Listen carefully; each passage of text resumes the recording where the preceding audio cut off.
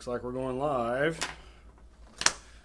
What's going on, everybody? It's Dr. Roberts here at Nashville Neck and Back, and this is our first Facebook Live. We're going to do a Q&A today. Hopefully get about an hour. We've got a bunch of questions that I hope to get through, but if you join us, make sure that you leave a comment below if you have any questions. That can be health-related, fitness-related, chiropractic, whatever. Whatever you have a question about, leave a comment below, and we will try to get those answered for you. And if we don't get them answered today, be on the lookout over the next week or so. I plan on posting some short little videos to answer any questions that we don't get to today.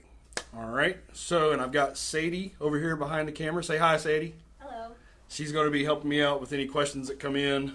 So like I said, we're going to go ahead and get started, and I hope you guys enjoy. So let's take a look here at the first question that we had somebody email us last week when I was talking about doing this for the first time. And this is a question that I get quite often in the office, and that is, should I be taking statins for my high cholesterol? Or statins safe? Are statins effective? Just lots of questions about statins, pros and cons. So before I get into my answer, first I want to preface this with, if you are on a prescription medication, I am not here to tell you that you should stop taking that prescription medication. I am going to give you some information, and I would encourage you, if you have questions about that you take those questions to your prescribing medical doctor and ask them. But if we're talking about statins, we got to go all the way back to about the late 40s to a guy named Ansel Keys. Now, Ansel Keys decided to come up with this research study where he cherry-picked a few countries to come up with a correlation that a high cholesterol diet led to atherosclerosis of the arteries, which therefore led to increased heart disease. So atherosclerosis is a word that means clogging up of the arteries, which leads to heart disease, according to his research. And unfortunately, after he made that claim, nobody really refuted that. They just kind of ran with it and said, okay, this must be true, therefore high cholesterol, atherosclerosis is heart disease. That was just the mail. So after that happened, the FDA and all these dietary restrictions came out, and all these recommendations said, hey, we've got to stop eating high fat, we've got to stop eating these saturated fats and these high cholesterol foods. And then along on top of that, statins came into the picture. And over the past several decades, the number of people on statins has skyrocketed. I mean, it is thousands upon thousands upon thousands of people in this country are taking statins.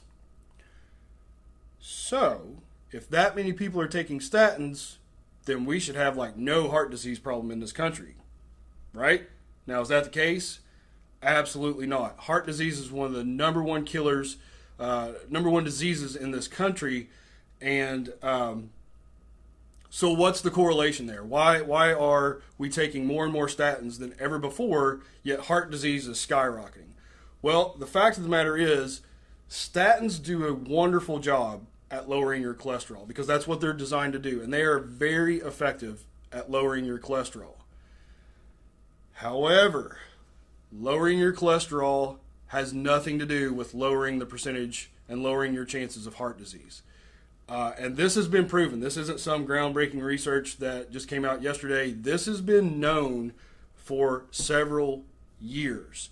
But the fact of the matter is, there is big money in prescribing these statins. And that's one of the reasons why the continued prescribing of the statins, because of the what am I trying to say here? The profit margin that goes along with those prescription medications. So what is actually causing the rise of heart disease in this country? If it's not cholesterol, then what is it? Well, the answer is simple, and this has been proven time and time again. It is our increased sugar intake in our diets. And so with that high sugary foods that of the American standard diet nowadays, with all that extra sugar, that adds inflammation in our system. And that inflammation is what damages the inside of the arterial wall, which leads to the plaquing of the interior, what am I trying to say? Of the inner wall, which leads to the increased chances of heart disease. So, my recommendations, not just mine, but studies show that it's not statins that you need to be taking if you have high cholesterol to reduce your chances of heart disease. It's more of a dietary restriction. You need to be eating less sugar, less refined carbs, and you need to be taking a look at what you're eating instead of the amount of statins that you're taking. Because I guarantee you, if you go back and you're getting your regular checkups and you're taking the statins as prescribed, your cholesterol is going to be on point. It should be anyway, but that's not going to affect your chances of heart disease. The last thing I'm going to talk about this, and then we'll move on to the next question. If you are on statins and you're going to continue taking statins, I highly recommend that you have to be taking CoQ10. Now, CoQ10 is a supplement that you can get at any vitamin shop, and CoQ10 is a natural substance that your body produces anyway.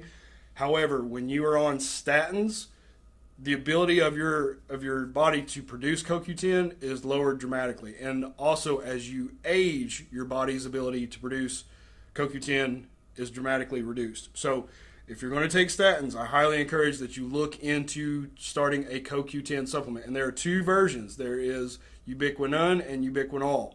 One is fat soluble, the other one is not. So if you have questions about that, if you have concerns on what kind to take or anything like that, ask me next time in your office and we'll go over that. Okay? So there's my answer for statins and cholesterol and that whole subject. We got anything right now, Sadie? Nothing new other than question number 2. Question number 2. All right, let's take a look at question number 2. My doctor recommended carpal tunnel surgery. I'm not looking forward to the surgery. What are some other options? Okay, so this is another topic that we get in the office quite a bit, is carpal tunnel surgery. Unfortunately, carpal tunnel surgery is performed, well, first of all, let me start off with what that is. So you have in your wrist, there is the carpal tunnel. So anytime, this happens a lot with people that use their hands for a living, whether it's typing or just manual labor where there's a lot of repetitive motion with your hands, you're going to be more at risk to develop numbness, tingling, and other types of pain syndromes in your hands. And one of the reasons that happens is in the carpal tunnel, there's a nerve that can get compressed. And the carpal tunnel surgery is what they do is they go in there and they release that pressure on the carpal tunnel. So theoretically, if that truly is what's causing your symptoms, the surgery will help you and the symptoms will go away.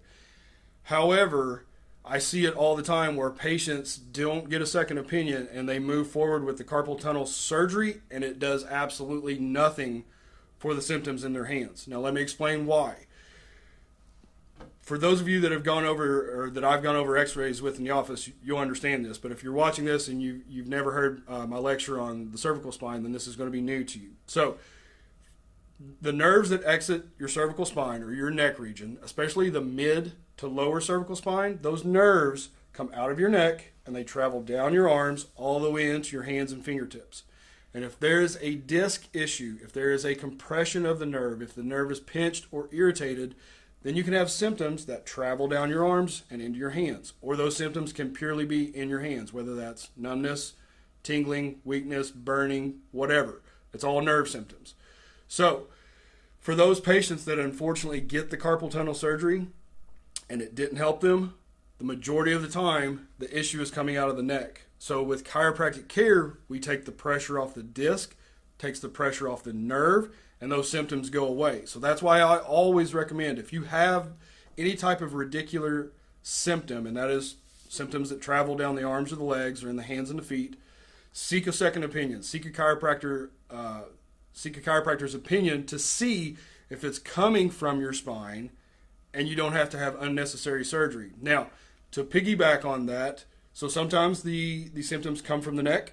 Sometimes you truly do have carpal tunnel pressure in the wrist and you will require surgery.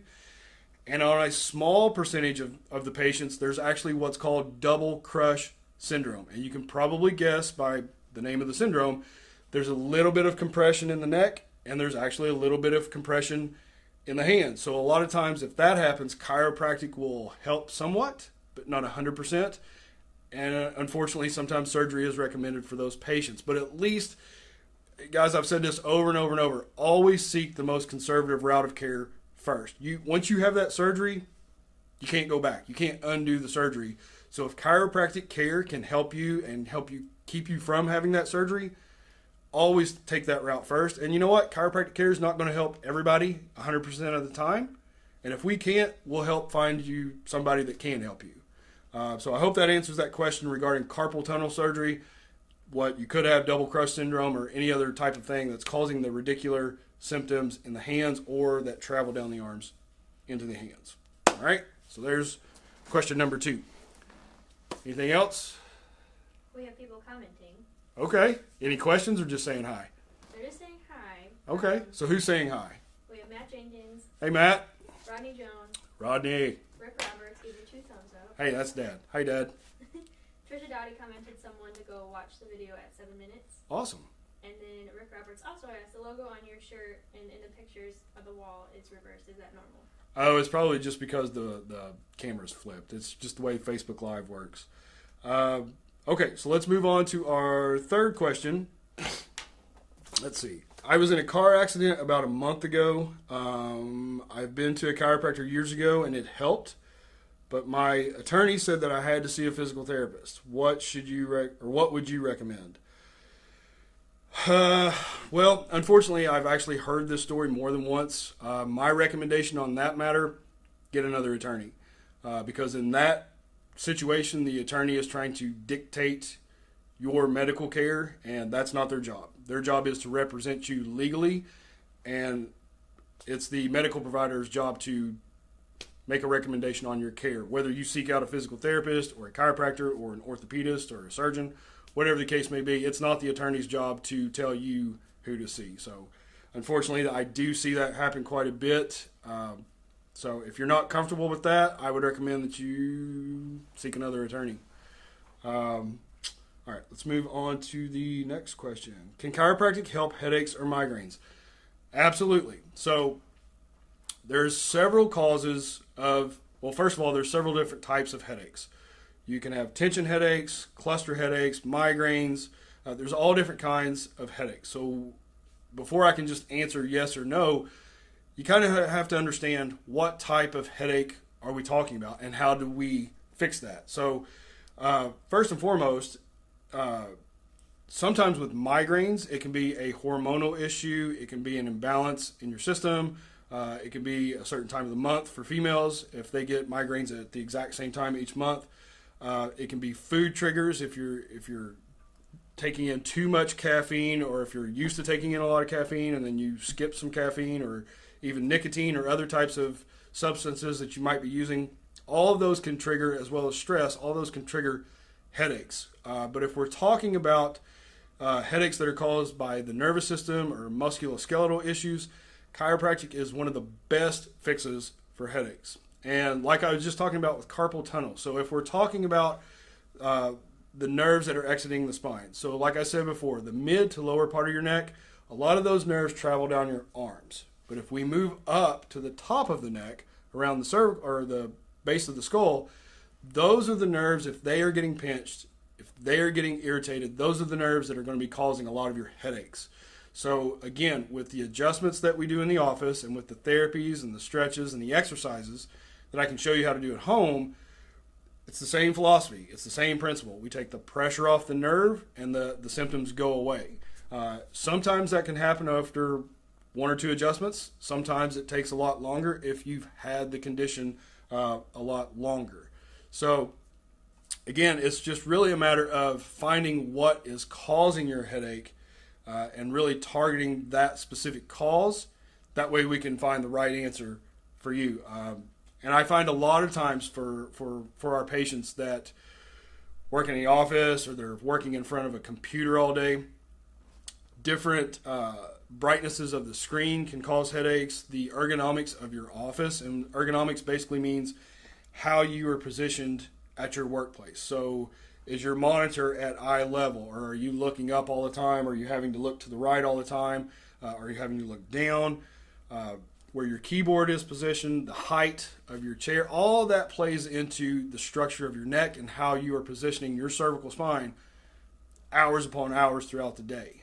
Another thing that I've seen quite a bit lately, this can also play into headaches, neck pain, shoulder pain as well, is what we call tech neck. So one of the common things that seem to be happening lately are people in general, not just kids or adults, but everybody, is staring down at their phones or their tablets constantly, hours upon hours. I mean, you see it all the time in restaurants when kids are acting up. Parents just give them a phone or a tablet, and they just stare at it for hours with their head in this position.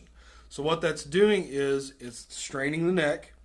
You're pushing the head forward, which adds extra strain and pressure and weight on the back of the neck. And then on top of that, all that is going to do is going to be continuing to irritate those nerves that exit the mid to upper part of the cervical spine, which leads to the headaches. So again, guys, it's just a matter of figuring out what's causing the root issue, and that's why chiropractic does so well at treating musculoskeletal conditions, including headaches, neck pain, back pain, whatever the case may be. We actually try to go find out what's causing the problem. Medication is great when you need it, but just taking pain pills or over-the-counter medication or muscle relaxers for your everyday aches and pains, guys, you have to understand, you're not fixing anything. It may get you through the day. It may make you feel a little bit better, but you're not fixing anything. I mean, you don't have headaches because your body is lacking Tylenol. You know, you don't have low back pain because your body is insufficient of Advil and you just need more Advil in your system. There's something going on structurally that is causing you to have that chronic pain, or if you've just suffered acute pain, whatever the case may be. That's what needs to be fixed, not covered up, not masked, not just trying to get you through the day. But with chiropractic, we target what's causing the issues and fixing it long term instead of just covering up the symptoms. So I kind of rambled on that one, but hopefully that answers your question. Can chiropractic help headaches and migraines? Yes. So, all right. So, oh yeah, don't forget, guys, if you're just now joining us, stick around to the very end. We're going to have a special offer for not only new patients, but existing patients as well. So stick around to the end of the video. If you're live or if you're just tuning in, just make sure you stick around and see what that offer is. And we'll just kind of go from there. Let's see. What's our next question, Sadie? What do you got for us? What was the confectioner sugar you used in the So, yes. So, with all this keto stuff. So, let me first give you a little minor keto update. I plan on making a couple more keto videos, especially here in about, 3 to 4 weeks. Because that's kind of going to get me to the 60-day mark. And that was my goal in the beginning, was to do as strict as we possibly can for those 60 days, and then do a reevaluation and kind of see where me and my wife want to take this. So be on the lookout for that. But the most recent video that I posted was the peanut butter bar keto recipe, which is, have you tried it? Sadie hasn't even tried it. See, she's slacking. I'm going to have to get on to her. But if you like sweets, if you like Reese's peanut butter cups, go watch this video. It's on our Facebook page. It's on our YouTube. Peanut butter bar recipe with Drew, because she turned in and helped me out at the very end. But I'm telling you what, guys, the best recipe, and we've tried a ton of sweets. We've tried a bunch of dessert, keto-friendly recipes. Some of them are good. Some of them are not so good. But this one was awesome. Peanut butter cups, Reese's peanut butter cups, was always my weakness as a kid. It was like my favorite candy, my favorite dessert ever. So when we found this one, it was awesome. And the question, now that I just rambled about that, what was the question? Something about erythritol? Yes, erythritol. Oh, what is it? Erythritol is, there's two different forms. The erythritol is just an artificial sweetener, basically. But it's not like, it has no sugar in it. It's got no calories. But the type of erythritol that we used in that video is powdered erythritol or confectioner. So it's just like confectioner sugar. I had a lady in the office yesterday, I think it was, asking me about that. You can get that at Kroger. We found it at Kroger. I don't know if Publix or other grocery stores have that. But I linked in the description on that video, I linked where you can get it on Amazon. So if you're wanting to make those recipes, check that out. It's not expensive. So powdered or confectioner's erythritol.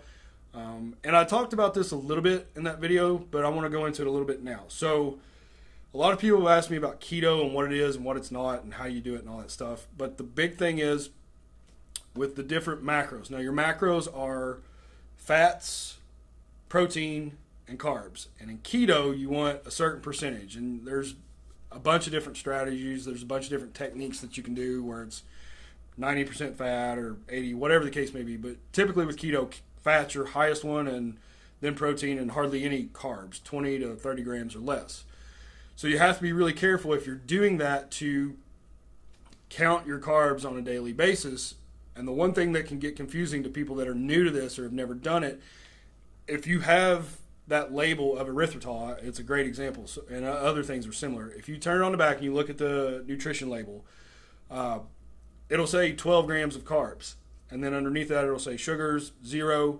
And then it'll say sugar, alcohol, 12 grams. So initially, if you're not sure, or if you're confused, you would see that and you would think, oh my gosh, 12 grams of carbs, I can't use this. But you have to subtract from your total net grams of carbs, you have to subtract two things. One is dietary fiber, and the other is any ingredient that contains sugar, alcohol, because technically it doesn't count. Fiber doesn't count either because it processes throughout your body and it's not technically absorbed like a normal, like the other type of carb.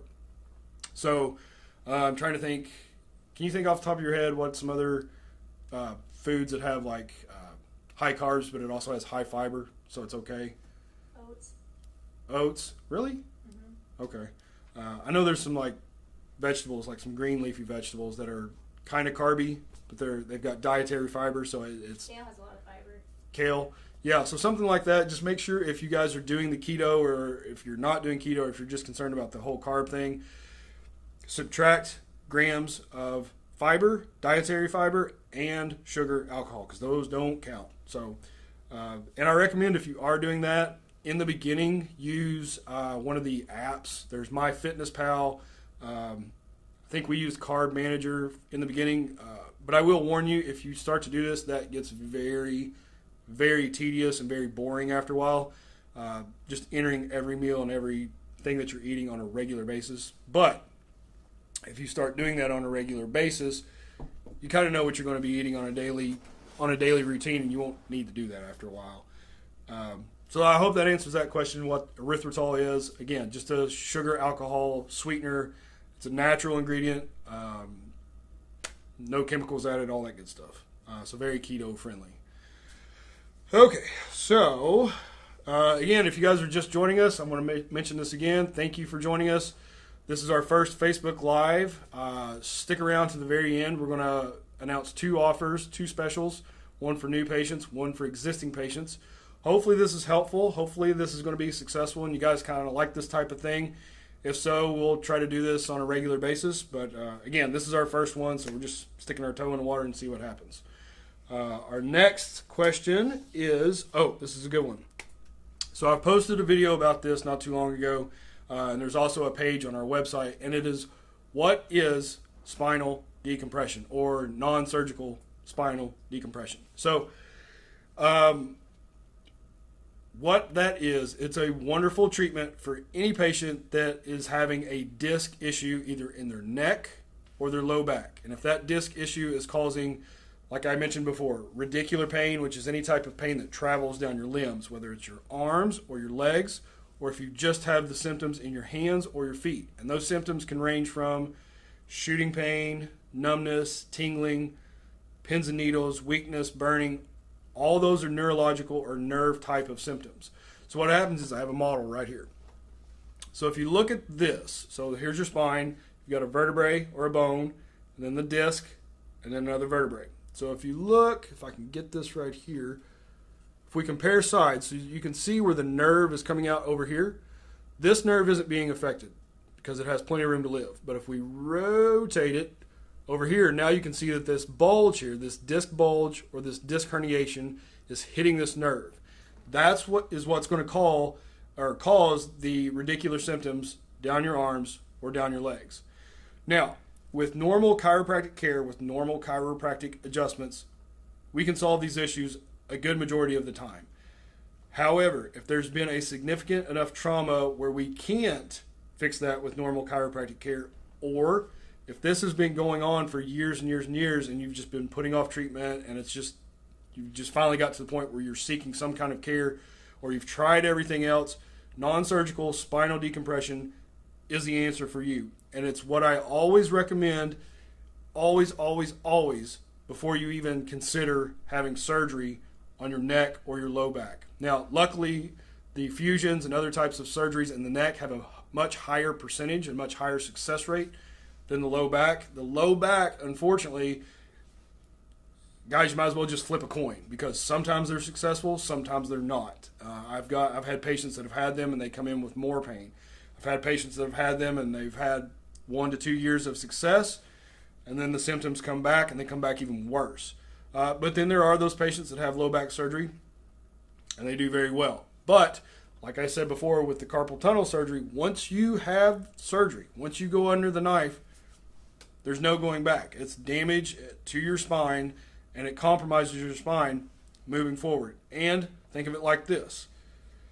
If this is your low back and this is the problem issue, and they go in there and they fuse this joint together, now this joint is rock solid. It's not going to move. There's no issues with this joint.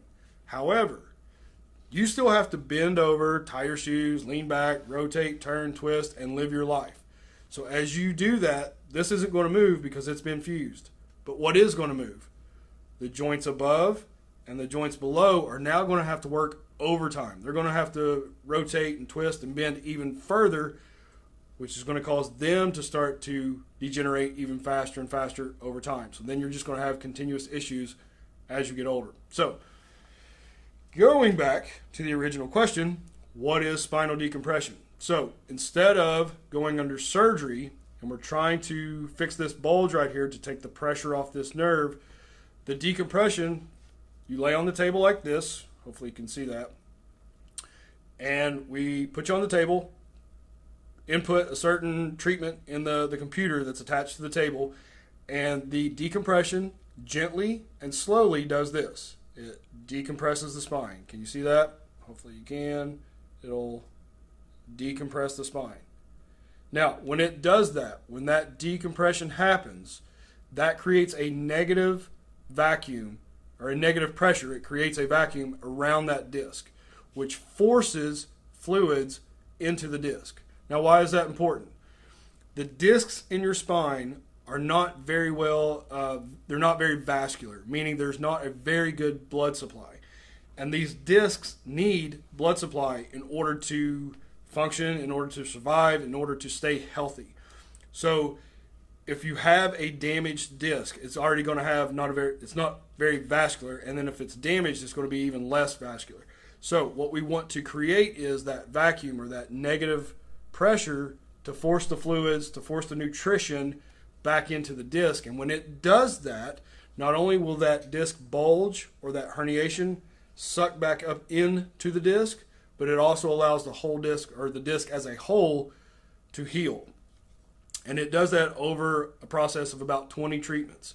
So non-surgical spinal decompression is amazing for anybody that's suffering with neck or low back conditions, or any radiating conditions down their legs or down their arms. So if you have any questions about that, make sure that you give us a call or stop by the office. I'd love to have a conversation with you. If you're considering surgery, or if you're suffering and you've tried everything else, you've tried physical therapy, you've tried over-the-counter medications, you've tried prescription medications, you've even tried injections, and what's left? Surgery, right? Well, not everybody wants to have surgery. Not everybody can afford surgery. That's why non-surgical spinal decompression is amazing for those patients. And guys, I promise you, Nashville Neck and Back, it was my goal when I got this treatment option in the office, was to make this affordable for patients. Because you see these clinics all over town, these decompression clinics, and if you step foot in there, their treatment plans are going to be at least $4,000, if not $5,000 or $6,000. I promise you're not going to pay that here at Nashville Neck and Back. So if you have any questions about that, please give us a call, and we'll be happy to talk to you about non-surgical spinal decompression. Okay. All right, so where are we at? We're about halfway through. I don't know if we're going to get a full hour, but we'll keep going for a little bit. Anything else, Sadie?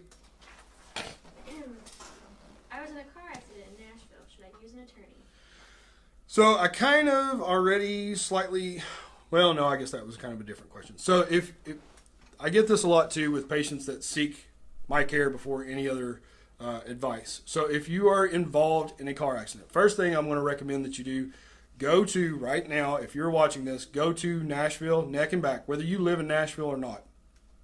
Go to NashvilleNeckandBack.com, and on the top links, up at the very top, there is one called Car Accidents.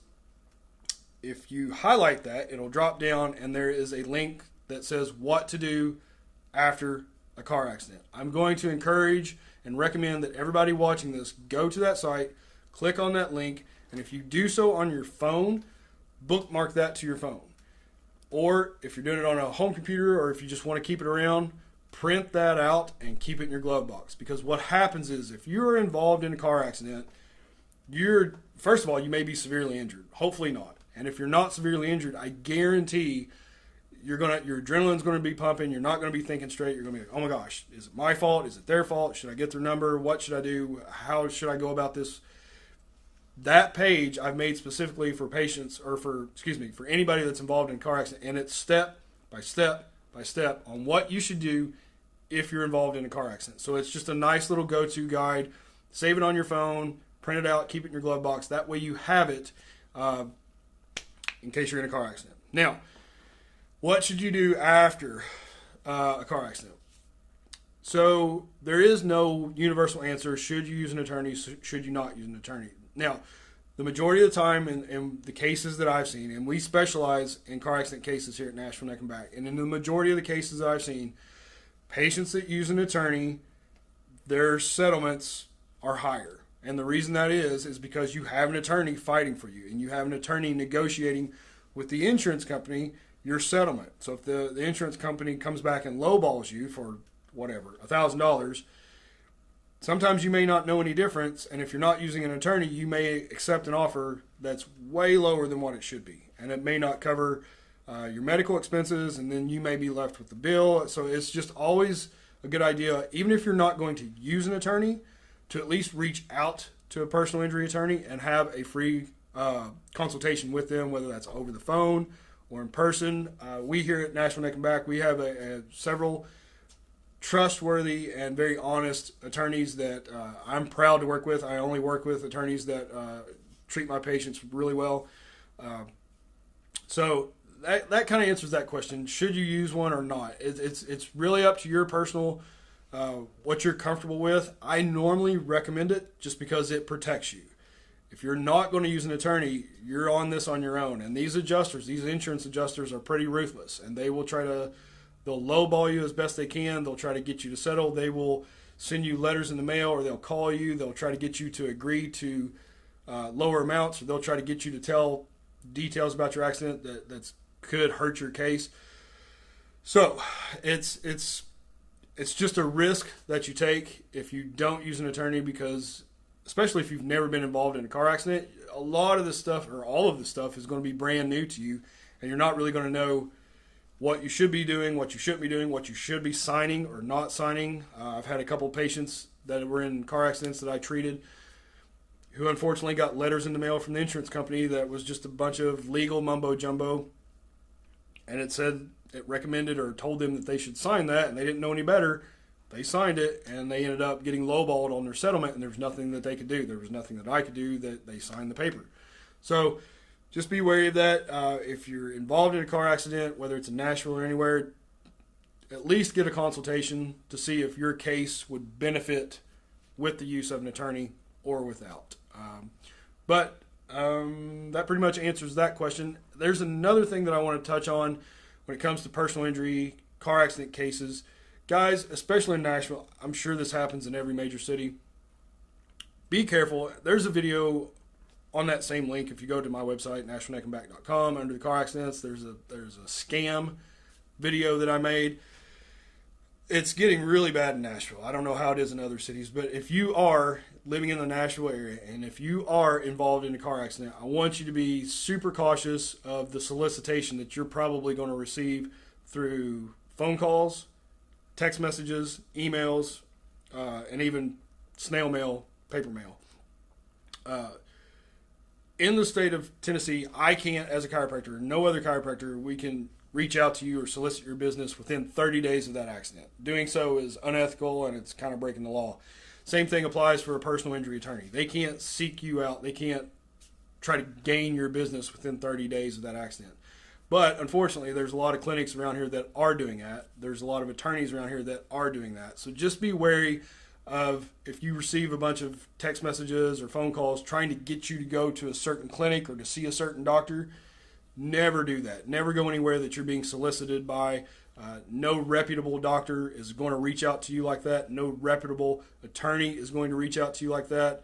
And if you do find yourself getting in that situation and it seems kind of shady, for example, if you show up at a doctor's office and they've got an attorney sitting right there waiting to talk to you, or if you're sitting at a doctor's office and they got an attorney on speakerphone ready to talk to you, shady. Walk away. Get out of there, because that's not how the system is set up, and you're going to get represented. You may not get represented. It's just not a good way to do things. So just be careful of that. You should be the one that seeks out whatever health care that you're comfortable with, whether that's, like I said before, whether that's an orthopedist, your primary, chiropractic, physical therapy, whatever the case may be. Just be aware of, after you're involved in a car accident, that's a whole different animal to tackle compared to just normal day aches and pains. So a lot of primary care doctors, a lot of orthopedists, even chiropractors and physical, a lot of those doctors don't accept personal injury patients. They don't deal with it because there's so much extra stuff that goes into it. So just be cognizant of that. And if you are involved in a car accident, you truly need to seek out somebody that specializes in car accident cases, because they need to know how to not only take care of you, but they need to know how to document your case, and just it protects you and it protects your claim. So just, if you have any questions about that, if you have any questions about car accidents or the treatment or providers or attorneys, again, reach out to us here at Nashville Neck and Back. We'll be glad to help. So I think that answers that question. We got anything else, Sadie? Does that look about it? Any comments with questions, or people just kind of coming in and coming out? Doug Gamble gave you a thumbs up. Hey, Doug, what's going on, buddy? That's it? All right. So we're going to cut this a little bit short. We plan on going about an hour, but we're going to cut this a little bit short. I want to announce the special offer, so hopefully you guys have stuck around. We're going to post this video later, so even if you didn't catch this live, I'll post it later on Facebook and probably YouTube. But for those of you watching this and you've made it here to the very end, I want to extend a very special offer for all of our existing patients. If you are a current patient or even a past patient of Nashville Neck and Back, what I'm going to offer you for watching this video is one free, if you think that you would like to try this, one free spinal decompression treatment. That way you can test it out, see if it's right for you, see if it's something that you want to maybe pursue. And for our new patients, or somebody that's not currently a patient, if you've watched this and you're interested, mention this video, mention this Facebook Live when you call, and we will give you a free new patient visit that includes exam, x-rays if needed, and your first treatment. So that's a pretty good deal. It saves you hundreds of dollars on your very first visit. And for our existing patients, if you're an existing patient and you're not interested in the spinal decompression, feel free to tell a friend or a family member about this Facebook Live and about this offer, and we'll even let them use the free new patient visits. I've had a good time doing this. Like I said, this was our first Facebook Live, just testing the waters, see how it goes. If we get some good feedback, we'll probably do another one in about a week or so, or maybe 2 weeks. But anyway, I'm Dr. Roberts at Nashville Neck and Back. Our phone number is 615-645-9994. If you have any questions at all, give us a call. I'll be happy to answer any of your questions. Go to our website, NashvilleNeckandBack.com. You can like us on Facebook, subscribe to our YouTube channel. We're on Twitter, we're on Instagram, we're everywhere. So we're not hard to find. If you have any questions, like I said, just reach out and we'll be in touch. Guys, have a wonderful day. God bless, and we'll see you next time.